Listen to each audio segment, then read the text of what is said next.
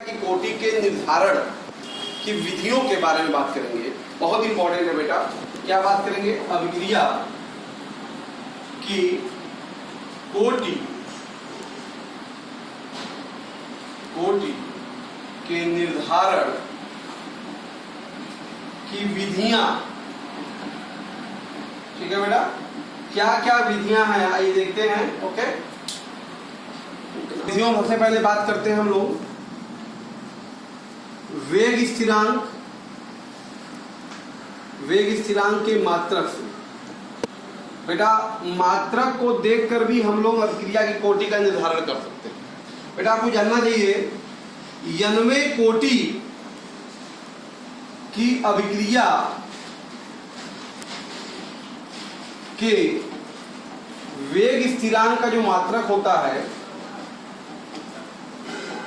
बेटा वो होता है मोल के पावर 1 माइनस n, लीटर के पावर n माइनस 1, लीटर के पावर n माइनस 1 और टाइम के पावर माइनस 1। ये होता है बेटा, ध्यान दीजिएगा। तो ये n वें कोटि की अभिक्रिया के वेग स्थिरांक का मात्रक है, k का मात्रक है ये बेटा। अब जरा ध्यान दो, अगर शून्य कोटि की अभिक्रिया होगी शून्य कोटि के लिए तो बेटा n बराबर हो गया 0, तो k का मात्रक क्या होगा? k का मात्रक बेटा हो जाएगा n 0 तो क्या जाएगा? मोल लीटर के पावर माइनस 1 और टाइम के पावर माइनस 1। जहां भी कहीं आपको देखे वेग स्थिरांक मात्रक ये दिखे तो आप ये समझ जाएंगे कि वो शून्य कोटि की अभिक्रिया है। ठीक है बेटा। दूसरा देखते हैं, प्रथम कोटि की बात करते हैं। अगर प्रथम कोटि की अभिक्रिया के लिए प्रथम कोटि के लिए n बराबर 1 बेटा, तो k का मात्रक क्या होगा? वेग स्थिरांक का मात्रक बताओ। ये देखो 1 माइनस 1 0, लीटर के पावर 0 मतलब 1 हो गया, मतलब टाइम के पावर हो गया माइनस 1। तो ये हो गया, जहाँ पे टाइम के पावर माइनस 1 आएगा तो हम कहेंगे वो प्रथम कोटि की अभिक्रिया है। उसी प्रकार से बेटा द्वितीय कोटि की अभिक्रिया के लिए बेटा n बराबर 2 और तो k का मात्रक क्या होगा? k का मात्रक क्या होगा बेटा? देखो मोल के पावर 1 माइनस 2 मतलब माइनस 1 हो जाएगा, लीटर के पावर 2 माइनस 1 मतलब 1 हो जाएगा बेटा, टाइम के पावर माइनस 1 हो जाएगा। तो मोल पर मोल लीटर टाइम के पावर माइनस 1 द्वितीय कोटि के। इन मात्रकों को देखकर बेटा इस फार्मूले से तुलना करके हम लोग क्या कर सकते हैं? वेग स्थिरांक का मात्रक निकाल सकते हैं। अगर मान लिया जाए आपको बेटा ऐसे कह दे कि मान लिया जाए भिन्नात्मक की बात करें कि 3/2 कोटि की अभिक्रिया है, 3/2 कोटि के लिए बेटा n बराबर 3/2 होगा, तो k का मात्रक क्या होगा? यहाँ पर बताइए, यहाँ पे k का मात्रक हो जाएगा, ध्यान दो। तो मोल के पावर क्या आएगा बेटा? 1 माइनस 3/2 भाई, 1 माइनस 3/2 तो कितना जाएगा? माइनस 1/2 आ जाएगा, माइनस 1/2। तो मोल के पावर आ गया माइनस 1/2 और लीटर के पावर बेटा क्या हो जाएगा? n माइनस 1, 3/2 माइनस 1 मतलब क्या हो जाएगा? 1/2 और टाइम के पावर माइनस 1। तो इस तरीके से हम लोग किसी भी कोटि का हम मात्रक यहाँ से निकाल सकते हैं और उसका कोटि का आकलन कर सकते हैं। क्लियर है बेटा? पास है निर्धारण करने की, उसे कहते हैं हीट एंड ट्रायल विधि। इसमें एक्चुअल में होता क्या है बेटा? ध्यान दीजिए, जिसे हम जानते हैं सभी शून्य कोटि की अभिक्रिया का समीकरण जानते हो क्या होता है? शून्य कोटि के अभिक्रिया का समीकरण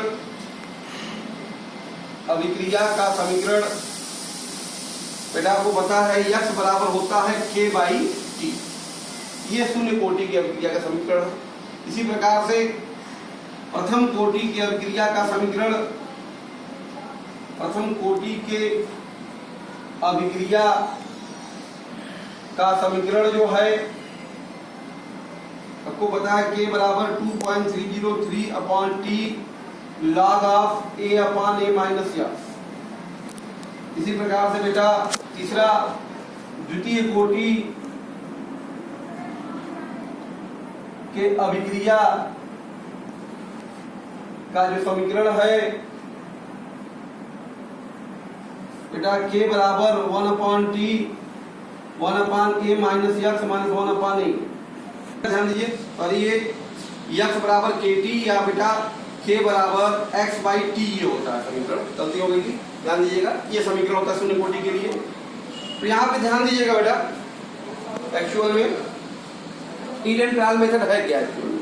देखिए इस विधि में क्या करते हैं हम लोग, देखिए क्या करेंगे, जो भी डाटा अभिक्रिया के लिए दिया है, अभिक्रिया के लिए दिया है, उसके लिए मान लेते हैं, माना अभिक्रिया, उसके लिए माना अभिक्रिया की कोटि जो भी है, मान लीजिए माना क्रिया कोटि मान लेंगे, कोई शून्य या तो प्रथम या द्वितीय, इस तरह से मान लेते हैं, द्वितीय है, और डाटा के मानों के द्वारा, डाटा के मानों के द्वारा बेटा क्या करते हैं, ध्यान दीजिएगा, कोटि के अभिक्रिया के लिए, कोटि के अभिक्रिया के लिए, अभिक्रिया के लिए बेटा के का मान ज्ञात करते हैं, ज्ञात करते हैं, जिस कोटि के लिए, जिस कोटि के लिए के का मान बेटा एक समान आता है,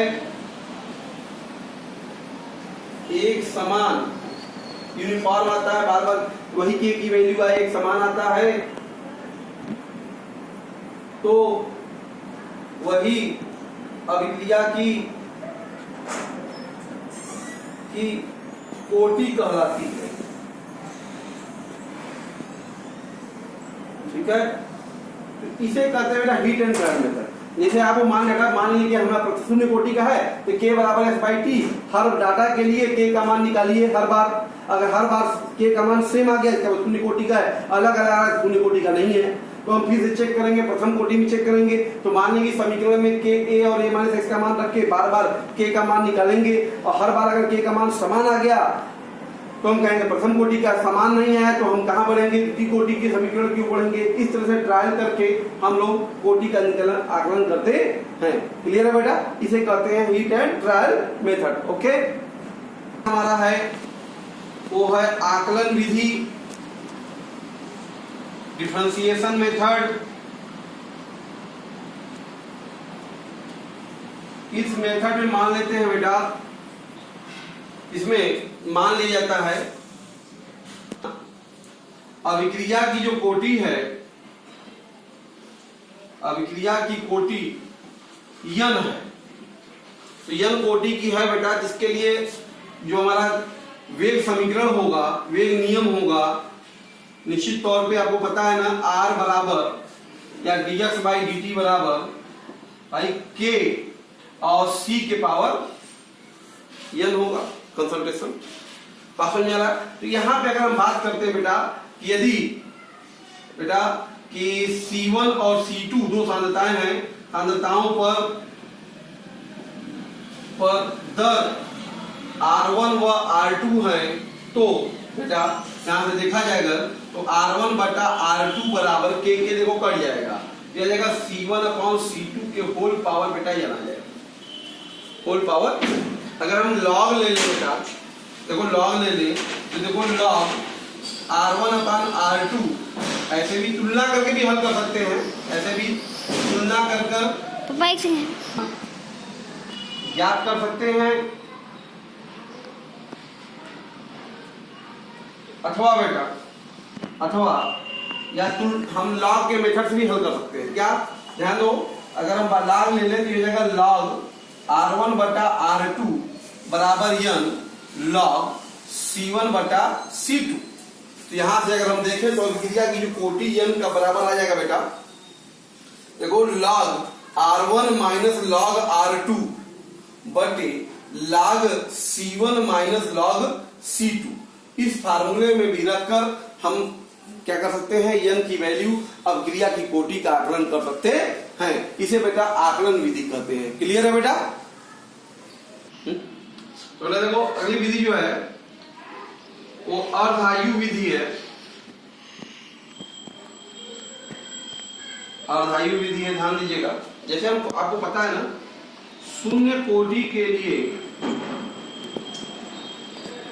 बेटा जो अर्धायु होता है वो प्रोपोर्शनल टू ए होता है, जब n बराबर देखो 0 है, जब m बराबर 0 है तो अर्धायु a के समानुपाती है। प्रथम कोटि के लिए बेटा t हाफ जो है प्रोपोर्शनल टू a के पावर 0 निर्भर नहीं करता प्रथम कोटि के लिए। n बराबर क्या होता है, 1 के लिए a 0 है। और द्वितीय कोटि के लिए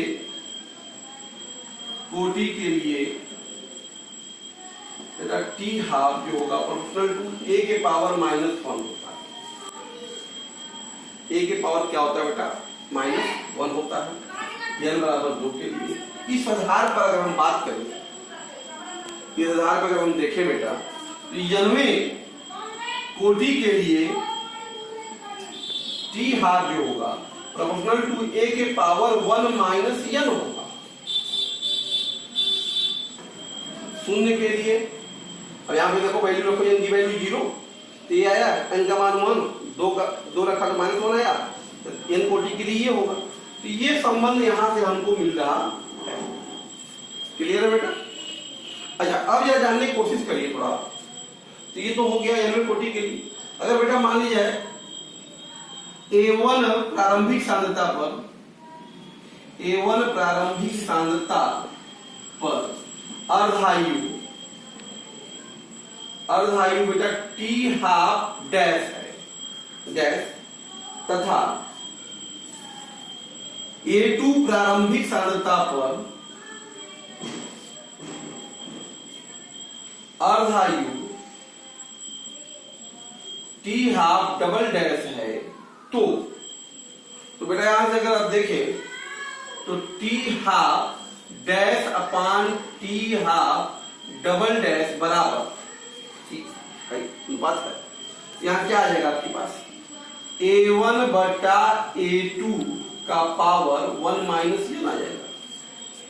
ऐसे भी तुलना करके हम लोग निकाल सकते हैं, n का मान तुलना करके निकाल सकते हैं, तुलना करके n का मान ज्ञात कर सकते हैं, या लॉग के द्वारा भी लगा सकते हैं। बेटा लॉग ले लीजिए, अगर ध्यान दो तो लॉग t हाफ डैश बटा t हाफ डबल डैश बराबर 1 minus n log of A1 upon A2। Okay, तो यहां से अगर बेटा 1 माइनस n बराबर देखा जाए तो क्या जाएगा, log t half dash minus log t half double dash बटे log A1 minus log A2। Clear बेटा? तो यहां ध्यान दीजिए, n बराबर क्या आएगा, n बराबर जाएगा 1 minus log of t half dash minus log of t half double dash बटे log of A1 minus log of A2। इस फार्मूले का प्रयोग करके अर्धायु के मेथड से इस फार्मूले का n बराबर 1 minus log t half dash minus log of t half double dash upon log A1 minus log A2 के मदद से बेटा हम लोग क्या करते हैं, क्रिया की कोटि का आकलन कर सकते हैं। इसे अर्धायु मेथड करते हैं। क्लियर है बेटा? ओके, मेथड है ग्राफीय मेथड, ग्राफीय विधि ग्राफ को देख के भी हम लोग अब क्रिया की कोटि का आकलन बेटा लगाते हैं। ध्यान दीजिएगा, जैसे अगर हम बात करते हैं सबसे पहले शून्य कोटि के लिए बेटा आपको बताया था मैंने क्रिया का समीकरण, कंसंट्रेशन ऑफ A बराबर minus KT plus concentration of A not. ये था शून्य कोटि की क्रिया के लिए समीकरण, ये भी था।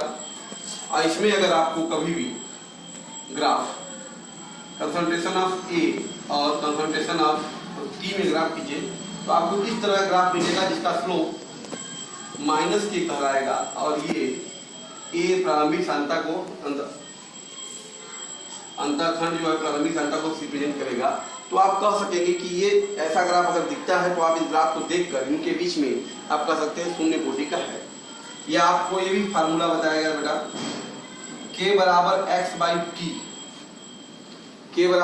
टी, या आपको ग्राफ ऐसा दिखाई दे शून्य कोटि के लिए बेटा, किसमें, x में और t में, तो ये आपको सिंपली ये ग्राफ दिखाई देगा।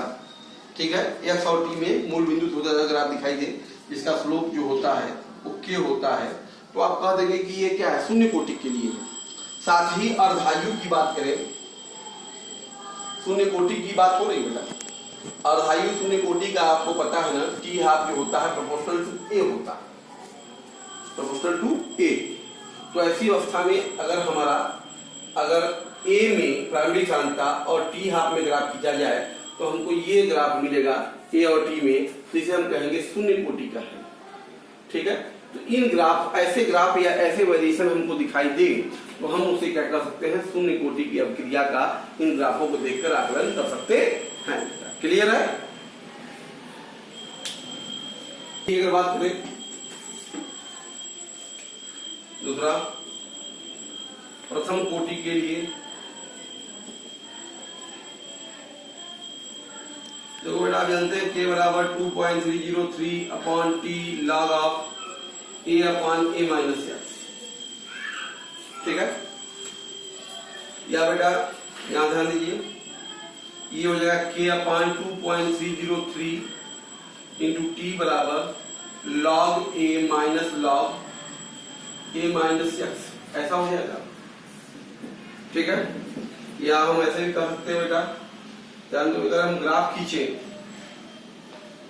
अगर लॉग ए माइनस एक्स और टी में ग्राफ खींचा गया हो, लॉग ए माइनस एक्स और टी में, तो आपको इस तरह का ग्राफ अगर दिखाई दे, जिसका स्लोप बेटा कहलाएगा माइनस के अपॉन 2.303, इंटरसेप्ट कहलाएगा लॉग ए, तो ये अगर ग्राफ दिखाई देता है तो हम कह दिया करेंगे कि ये ग्राफ जो है प्रथम कोटि की अवक्रिया को दर्शा रहा है। दर्शा रहा बेटा, प्रथम कोटि की अवक्रिया दर्शा रहा है।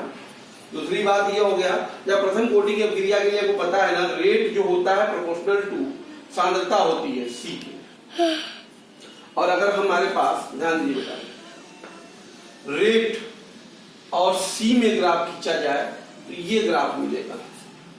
अवक्रिया की दर और सी में ग्राफ खींचा जाए तो आपको इस तरह का ग्राफ दिखाई देगा, तो ये कहलाएगा प्रथम कोटि का है। इसका है बेटा प्रथम कोटि का। क्लियर? अर्धायु आपको पता है ना कि प्रथम कोटि का जो होता है वो ए पर निर्भर नहीं करता, मुक्त होता है।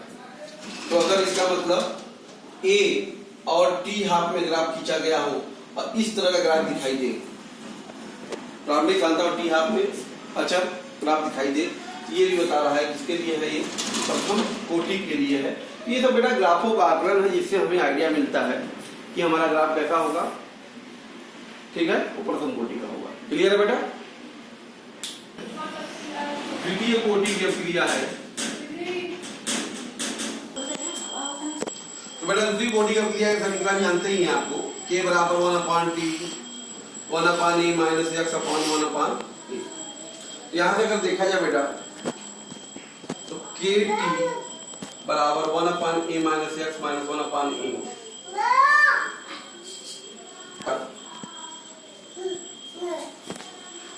ए माइनस एक्स और टी में ग्राफ खींचा जाए तो आपको ये ग्राफ मिलेगा बेटा, देखो y बराबर एम एक्स प्लस सी है, तो बेटा ये इस तरह का ग्राफ मिलेगा। ठीक है, क्योंकि इसका स्लोप जो है बेटा वो क्या होगा, k होगा। आइए जो इंटरसेप्ट देख रहे हैं वो 1 अपॉन ए होगा। तो ये द्वितीय कोटि की अवक्रिया है। द्वितीय कोटि की अवक्रिया के लिए आप जानते हैं कि रेट जो होता है प्रोपोर्शनल टू सी स्क्वायर होता है, सांद्रता के द्विघात के। और अगर ऐसी स्थिति में बेटा अवक्रिया की दर, रेट और सी में ग्राफ खींचा जाए तो बेटा पैराबोलिक है। इस तरह का ग्राफ अगर आपको दिखाई दे रहा है तो ये क्या होगा, द्वितीय कोटि का अवक्रिया है बेटा। क्लियर है? अच्छा, अर्धायु, अर्धायु की अगर बात करें, टी हाफ जो होता है टोटल टू 1 अपॉन ए होता है बेटा। ठीक है, 1 अपॉन ए, इसका मतलब अगर बेटा ए और टी हाफ में ग्राफ खींचा जाए, ए का मान बढ़ने पे टी का मान घटता है, तो आपको कुछ इस तरह का ग्राफ मिल जाएगा। इस तरह का ग्राफ अगर ए और टी हाथ में मिलता है बेटा, ये क्या कहलाएगा? द्वितीय कोटि का है। किसका है बेटा? द्वितीय कोटि की अभिक्रिया है। तो ये था बेटा ग्राफिकल मेथड। जिन ग्राफों का अध्ययन करके हम लोग ग्राफों की मदद से भी अभिक्रिया की कोटि का आकलन कर सकते हैं। क्लियर है बेटा? देखिए बेटा क्वेश्चन है आपके सामने, कह रहा है कि अभिक्रिया है एक आपके सामने 3A गिव्स उत्पाद बदल रहा है। तो कह रहा अभिकारक की सांद्रता A 4 गुनी करने पर अभिक्रिया का वेग 2 गुना हो जाता है तो अभिक्रिया की कोटि। ऐसे सवाल लगाने के लिए बेटा हम क्या करते हैं, मान लेते हैं, माना अभिक्रिया का वेग नियम, अभिक्रिया का वेग नियम मान लीजिए बेटा। R बराबर क्या है? K है और कंसंट्रेशन ऑफ A के पावर हो गया N, ये मान लिया। ठीक है, अब क्या कह रहा है, यदि बेटा A की जो सांद्रता है उसको कितना कर दिया गया? 4 गुना कर दिया गया, 4A कर दिया गया। ध्यान अंतर कितना कर दिया गया? 4 गुना।